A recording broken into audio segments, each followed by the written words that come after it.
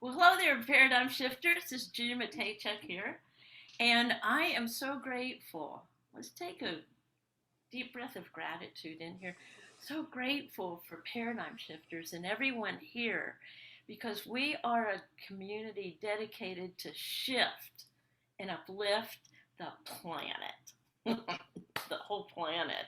And this month of October, we've had speakers on this idea of abundance. And we've gotten deeper and deeper into conversations about that word abundance. Before we start, I want to introduce Thea Wood, but before that, I have a little story of abundance that happened about an hour ago. You ready for this, Thea? Yes. This is as a mom, actually as a grandma, right? So I have a daughter, Julie, living in Florida, single mom, 2 kids. And she called me up this morning and she said, I couldn't sleep last night. I went to Walmart and I got $100 cash back, those machines, Yep. and she left it in the machine.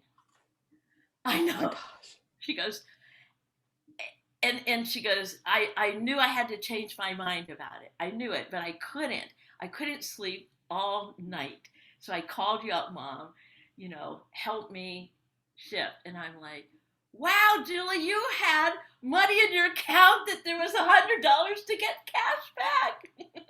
Yeah.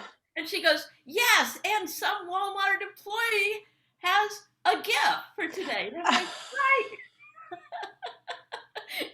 And by the end of our conversation, I'm like, because we both know what you focus on expand.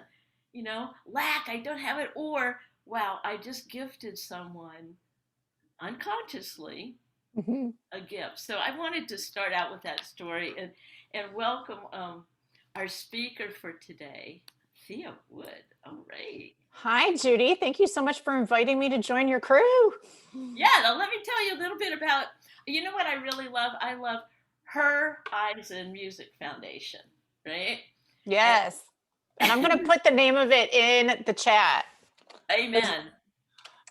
For those who um, And it'll be on have our access to it. yeah, and it'll be on our page. And Thea has over 30 years experience in the corporate and startup worlds with an emphasis on female empowerment and music. How's Yay. that? Now, here's what I really loved it. She decided it was time to listen to this, shift back and give back. I love how you say that. Yeah. In 2018, and the Foundation podcast became a reality within 6 months. hmm Yeah, thanks to her diverse expertise and ability to pull together a lean but mighty group of experts. So, we're going to talk today about this abundance versus lack mentality. And I'm just going to turn this over to you, Thea. Sure. Thank you so much, Judy. So, welcome everybody. It's good to have a chance to chat with you about my little story here that Judy has asked me to share. As she just said, I did a shift back and give back change in my career back in 2018. And by the way, this is right before my 50th birthday. So just so everyone knows, it is never too late to change things up. And part of all of this, of course, was because I had seen a documentary about Joan Jett, the great rock and roll Hall of Fame singer, songwriter, musician. And it was called Bad Reputation, named after one of her songs. And I came out of there and I was all empowered and excited and, girl power and all this kind of stuff. And then I started doing research for an article that I was writing about the documentary, which she went through in trying to find success in music business, especially in rock and roll, which is a very male dominated industry. And I was so disheartened to find that things really haven't changed since she went through all this in the 1970s.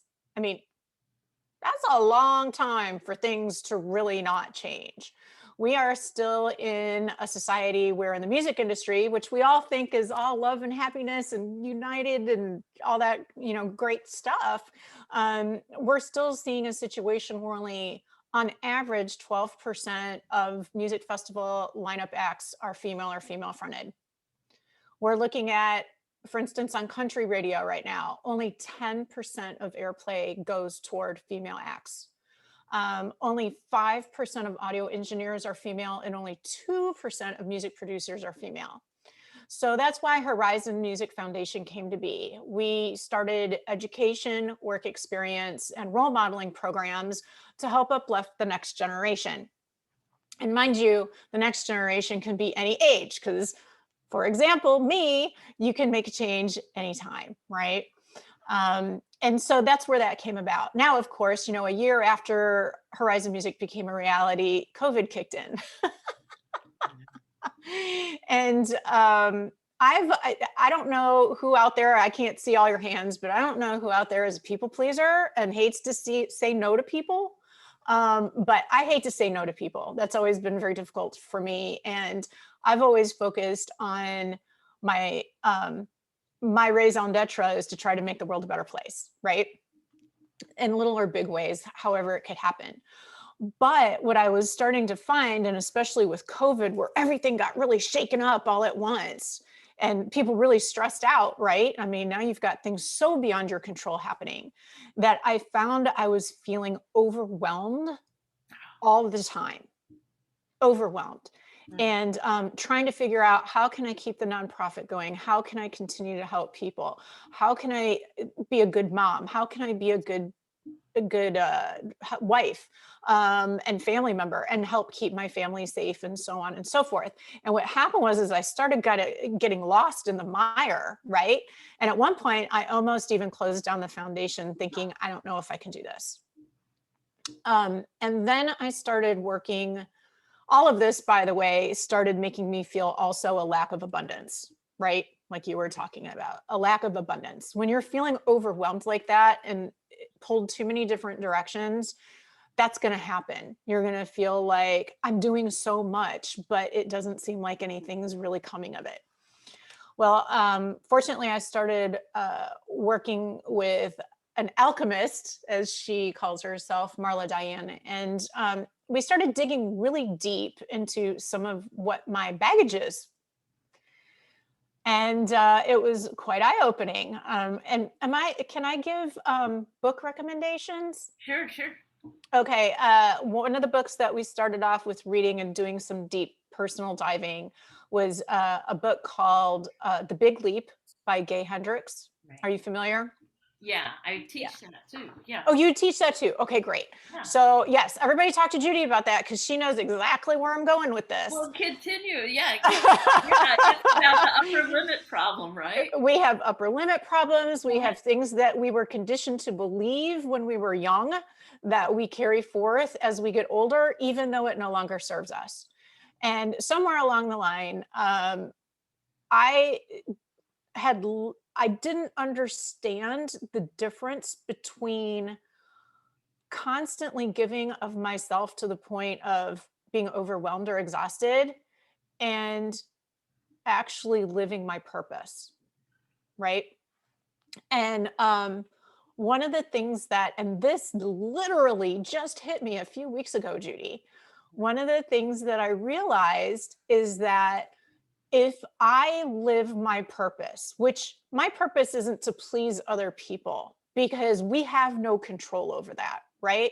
How other people think and react to us, or how they benefit or don't benefit, that's their choice. That's not in my control. So I had to back off and separate and come to understand that living my purpose was its own means to an end, meaning that if I do what I love, which sounds very selfish, but it's not, and it is not self-centered, it's self-care. If you start looking at, I'm going to do what brings me joy and abundance and feels like what's right for me, the people who are meant to benefit will naturally benefit. And then when that happens, then the abundance kicks in. And it may not look like financial abundance at first. It could look like abundance of a sense of peace. It could be an abundance of feeling in control, not taking over, not taking on too much in order to please other people, because you know now it doesn't matter what you take on, you have no control over who's pleased and who's not. So all of these things are forms of abundance and life. And once you practice, and believe me, this doesn't happen overnight. I'm still trying to get a grasp on this. Huh. I'm still trying to, but the epiphany of it shifted the paradigm for me, right? And suddenly I got it. And I was like, okay, this isn't going to be an overnight success. It took me years and years to get to the point where I was all knotted up and not separating that out. But every day I work more and more toward understanding that. And every day I'm seeing the blessings that come with understanding that. Wow, wow. So as you were speaking, I was thinking about um, this whole parent thing. Yeah. And the abundance and, living your purpose. And then, okay, well, how do I separate that? So can you give us like a little personal example where you caught yourself overgiving and then you switched? Is there, there's Oh there a my memory? gosh, could I narrow it down, my friend? Yeah, keep going. Yeah. It's kind of all over the place, but one of the things that I found myself doing was looking for one of the ways that I was really zeroed in on abundance was looking for the dollar signs, right? Right. And the dollar signs kind of come and go like this, but my dollar signs were stagnant. And part of that was because I was only giving projects a little bit of my attention. And then I was looking for another project saying, oh, well, maybe this project will have the big buyout, the really fast buyout, da, da, da. And look at how I'm doing really something really good for somebody else. Right. And so that can happen as a parent where you're like, oh, well, I need to do all these things for my kid. And I need to, and I'm, and I still kind of barrage them with, oh, maybe we should go do this with my 14-year-old. And let me take you to do this. And let me take it. And constantly trying to up the game with him. Right. Well, he's 14 years old. He doesn't want his mom dictating everything that's going on. And don't tell me what I like or what I don't like, and so on and so forth. So what happened is I was coming off as a control freak, right?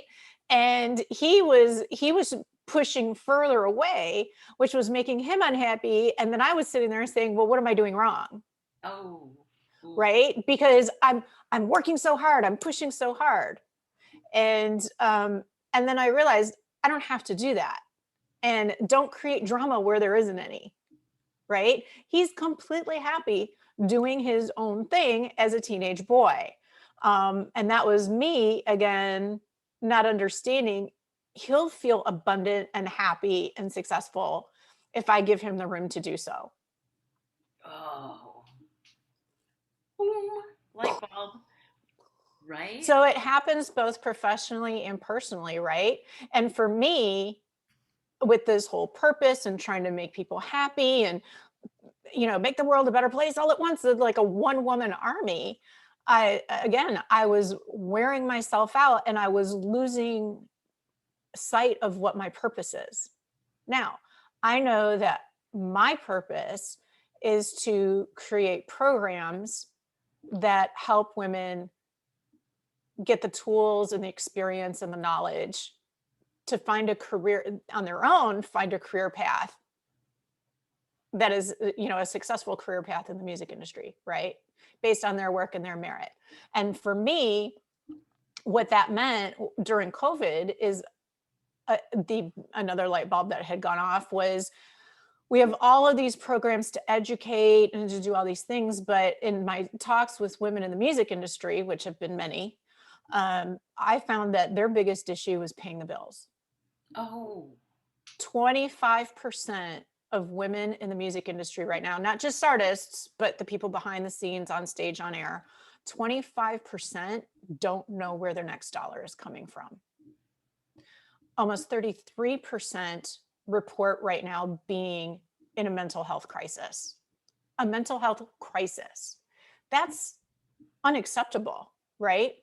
So my thought was, after doing some research and talking to them and figuring out how COVID shook things up for everybody, we now have a virtual event business or industry, I guess I should say, like we are taking advantage of right now, right? That was jump-started because of COVID. They are anticipating the virtual event business industry to turn into a $270 billion industry in the next 4 years, I think it is. If somebody knows that exact number, let me know. Okay, this is a new frontier where women can get in and start performing and making money and having access to a larger audience. But how do they do that? They need a connector. And so we started a program called Random Acts of Music. Random Acts of Music. And what we're doing is we're connecting female artists with virtual event hosts like yourself, Judy, or companies or networks or associations, or even just big music lovers who want to have an online birthday party or concert that they throw for their friends, right? And we connect them with these artists for paid gigs so that these women can work from home. They don't have to tour and leave their kids or go anywhere. They can work from home, supplement their income, and reach new audiences and new fans who might then go on to buy their music or buy tickets when they can eventually tour again or what have you. So it's a win-win for everybody. That's genius. So this is a real big focus for us right now. And Judy, I find myself easily saying to the distractions, that's not in my purpose. That's not where my focus is now. And that sense of being overwhelmed has completely drifted away. And I've actually become more productive. Oh, because you're in that genius zone. I'm in the zone. I do know from the Big Leap, where he goes into the different zones, the zone of genius. So we're talking about this living abundantly and a peaceful abundance by living in that genius zone. Now, it seems like we're going all over, but we're really not. Tell us about your if like people are scratching their head, genius zone, what's that? I know I'm genius at washing the dishes. I know I'm doing this. And that's, tell us about what a genius zone is in your, if you don't mind, in your thinking, and okay, how that produce. One of the things that's coming to my mind is ideas are the first currency. Yes. Yes. And you have to have an idea of who you are and what you love to do. Because again, if it's not about you, you're not going to find that piece of purpose, the piece that comes with purpose. It's got to be something that resonates with you. So Judy, if you got this from the book the same way that I did for Zone of Genius, which is above Zone of Excellence. Zone of Excellence is something that you do really, really well, but you might not really like it. It might serve a purpose. It might be like, oh, I'm good at it, but it doesn't make my heart sing. That's your Zone of Excellence. Your Zone of Genius is when you get beyond that and say, now I'm focusing on doing only what I love. And so when you do what you love, suddenly the time moves very quickly. You're not feeling stuck, which was a huge word that came up in a lot of my sessions. I feel stuck. I feel stuck. I feel stuck. And now I no longer feel stuck. And everything is starting to line up. And so when you're in your zone of genius, things will naturally start to line up and people will naturally start talking to you who are in line with your purpose, your values, and get it. And you don't have to work to attract those people. They will naturally be attracted to you. So you're not spreading yourself out too thin. And those connections for me are a sign of abundance. Bam, am I right? Bam. Yes. Bam. Now, what I would really love if you would just repeat that. Repeat what you just said, because that is the gold nugget. That is the key and gold nugget. So say it again. I'm When writing down this really. when you are living in your zone of genius and you are focusing your time on the activities that you love, you will naturally attract the people who will benefit from your purpose. Bam. And I'm a little bit older than you, about 20 years older than you, right? And as I go You on, sure about that? yeah, yeah, because I'm just in a different zone of genius than I was when I was 50, and a Yeah, different zone of genius when I was 19 or whatever. it can And change and yeah, evolve. It I evolves. We evolve. yeah, and that's really important because I find my clients like struggling with what's my purpose, and I'm like, what do you love? What do you love to do? And it could be anything. Like you said, is it washing dishes? Okay, well, think about that. What are different ways that you could take washing dishes and say, how can I either turn this into my job? How can I share with others this amazing way of cleaning a nasty cast iron pan that nobody has thought of before? How cool would that be? My husband used to hook up our cast iron pans to jumper cables and throw them in water. And that's how he would get all the rust off and oxidize on. I mean, who knows about that, right?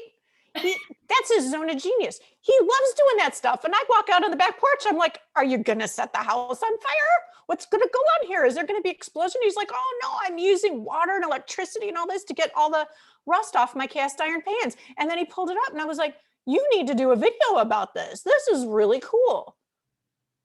So I guess that could kind of be your, perfect example of somebody taking something that they love to do. And of course, he loves to do it because he's a little OCD. Yeah. I would never go to that extreme to clean an antique cast iron pan, but he does. And there are people out there who are just like him. And he will attract those people in sharing what he loves and works for him. And your passion at that point in time. Mm-hmm. And so I love it because for my 70th birthday, I got a kayak.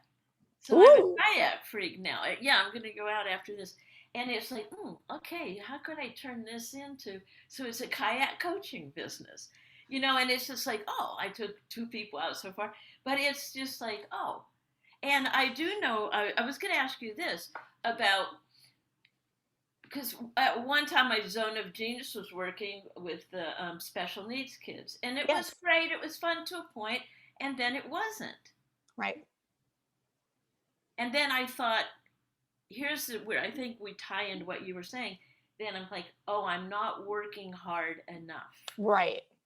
And so my what do you want to call it? Limiting belief was, if I work harder, I'll get back the passion. Mm-hmm. Or I'll see some type of return that'll make it worth it. Bingo. Mm-hmm. Okay, so here's the question too. I just love talking to you. So here's the next question too. So when you are at that point, and I think the term, whatever you want to say it, is like a burnout or whatever, what tool would you suggest people use before they really get down in the rabbit hole and get sick and ill? Oh, what are you? Yeah. Oh. What am I holding up? Oh my gosh, I have my thing up. Oh, here we go. Yeah. What is it? Life is colorful. This is my journal. Journal regularly. And I wish I was disciplined enough to do it every day. I'm not. I try to do it every day, but sometimes that doesn't always happen. But if I'm having a really bad day, I will sit down first thing that I get up in the morning and I will write down what is bothering me. And by writing it down and considering the options and say, well, okay, if this is what's bothering me, why is it bothering me? And keep asking why until you get down to the bottom of whatever it is. And then once you understand the cause, you can start to address it. And sometimes for me, and again, I'm no expert, I am such a work in progress. I'm a plebe at this point, right? But for me, it's about, I would say 80% of the time, it's about letting go, not trying to be in control of everything, and doing the best that you can with the tools and the knowledge and the time that you have. And when you set your priorities for your purpose and what makes your heart sing, it all starts to line up better and you feel better. But the number one step for me is a journal, because it is a way for me to look at it and say, okay, I've written all this out. What did I actually just say? Or going back the previous day and looking. Sometimes you got to sleep on it, right?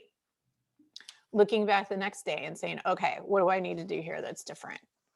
And it's not a comfortable process. Everybody, it's meant to make you feel better, but the transition is not easy. It's uncomfortable, but that means it's working. If it's uncomfortable, that means you're doing it right. That means we're growing, and I love that growth is uncomfortable. Growth is uncomfortable. Growing pains. I mean, my niece shot up, and for like 2 years, she had horrible growing pains. She'd wake up in the middle of the night. And of course, she's a tall, beautiful woman, young woman now, but it was painful getting there.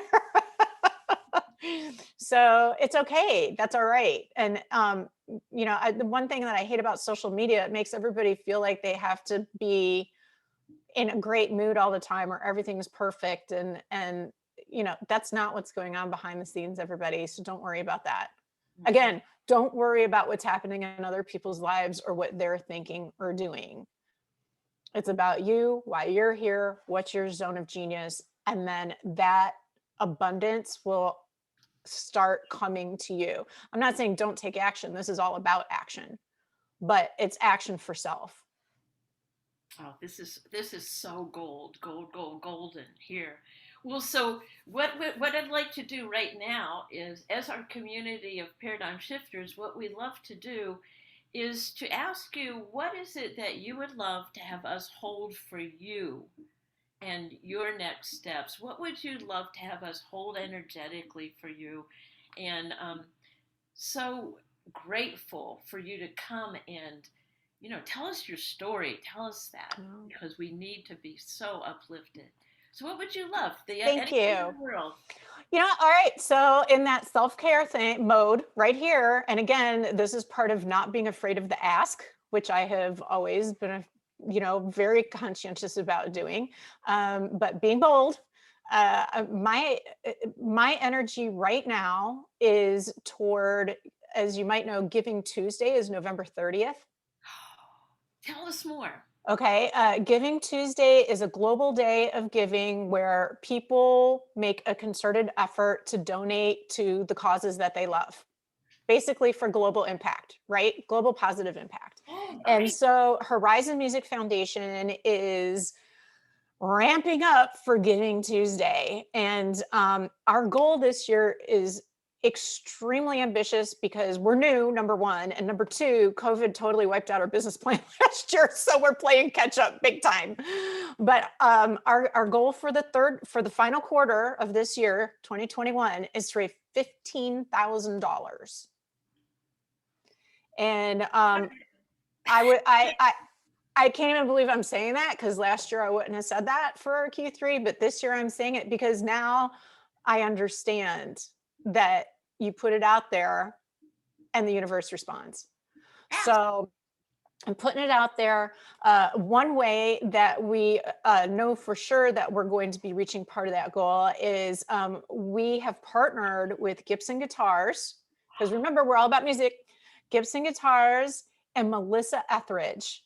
And Melissa Etheridge, who is also a breast cancer survivor, signed a Gibson guitar that's so beautiful. It's got these beautiful mother of pearl inlays in the neck of the guitar, and it's just so gorgeous. We're gonna have that and her book and her CD for auction on CharityBuzz.com. And because it's Breast Cancer Awareness Month, this is actually going live here in a few days. Because it's Breast Cancer Awareness Month, we're splitting the proceeds with giftandcare.org. They put together recovery kits for women and men who have had a mastectomy. And these recovery kits are just game changing for people who are healing after mastectomy. So we've partnered with them to host the auction on charitybuzz.com. And so that's one of them, but that's our first big step. And we're starting that early because it's Breast Cancer Awareness Month. And that's so is November is Breast Cancer Awareness Month, is that right? October is Breast Cancer Awareness Month. Like I said, we're starting early, but then going into November, what we're doing is we're looking for businesses who the power of music, the owners, the people who work there believe in the healing power of music, the power of music to unite, and the power of music to uplift women. And we're saying, as a business, become one of our impact partners. Okay. And help us help the next generation of women get jobs. And so it's all about developing the Random Acts of Music program, because it's been in pilot mode so far. Now we're ready to jump out and expand it so that women who are in the industry can benefit economically, they can benefit socially, and they can benefit for mental health. Bam. The trifecta, people. The trifecta. All right, so here's what we're going to do now. I'm going to rub my hands here, and you get ready to receive, because we're going to shoot you all this energy, all of this thing. It's all. Please do. I need it, people. I need it. You would love it. I want to feel it. Here it goes. Whoosh. Okay, did you feel it? Yeah. Bring it in. Bring it in. I'm getting tingles. Oh my gosh. I am so okay. So we're going to have an update in about a month or so. We want you to come back and update. Oh, would that be okay? Good. Yes. Should I bring a thermometer and show everybody where I am? Absolutely. Okay. Absolutely. Let's just do it. Let's do it. The thing is, one, that is an abundance grows abundance. Abundance grows more abundance. So, and it's all about, I feel it's about collaboration too. Oh, yes. And, you shift, you lift I don't know, you lift the women, you lift the girls, you lift the energy, you lift the men and boys as well. Yes. You lift the parents and the teachers. Yes. And I don't know. Oh, absolutely. Absolutely. For sure. In fact, one of our programs that these proceeds go toward is our scholarship grant fund. And so we have scholarship grants that enable teen girls who are in need to attend music and sound camps. Yes. And last year, because of COVID, one of the big issues, Girls Rock Austin is one of our partners, and they said, the scholarships are great, but Thea, we can't even afford to pay our teachers. And so we said, use the scholarship grant as needed to make sure we've got teachers who can help these kids. Because if the kids are there and the teachers aren't, that's not going to work, right? So we did that. And then, so this year, we have a scholarship grant for soundgirls.org, where they are hosting a virtual professional development conference for women who are audio techs, audio engineers, music producers, more on the STEM side of the music industry. And so we gave them a scholarship grant so that 20 women who are financially qualified can sign up for that virtual career development. It's a 5-day conference so that they can start jumpstarting their path to a successful career, right? By meeting the right people, by getting the tools and the knowledge and so on, and the experience to do so. So those are other exciting programs. And for people who just like to hear stories, we've got a podcast called Backstage Chats with Women in Music. And we interview people, everything from the artists to the songwriters to the audio engineers to music therapists. We have college professors from Berkeley have talked to us just about the challenges, the funny, entertaining stories. I mean, stories from the road that we have from women who toured with groups like the Eagles, you know what I mean? And their experiences. And one thing I tell everyone is it's not just for people who are either big music fans or are in the industry, but they're all relatable stories that anybody can sit there and go, oh yeah, I know what she's talking about. Well, I'm just as you speak, and I'm just taking notes of different people I'm going to be sending this video to. So wherever you are, this is Yes. I'm going to just encourage you to share this Herizon, um, and um, we'll get all the information. We'll put it on the Facebook page. Thank you so much, Thea, for coming in, and I so appreciate all the work that you're doing in the world. Oh, thank you so much, Judy. And I want everybody to know I met Judy how long ago? 4 years ago? Mm, 5 yeah. years ago? Yep, through Women Network. She's the Mm. best. Keep in touch with Judy because she will steer you in the right direction for sure. There you go. Thanks so much,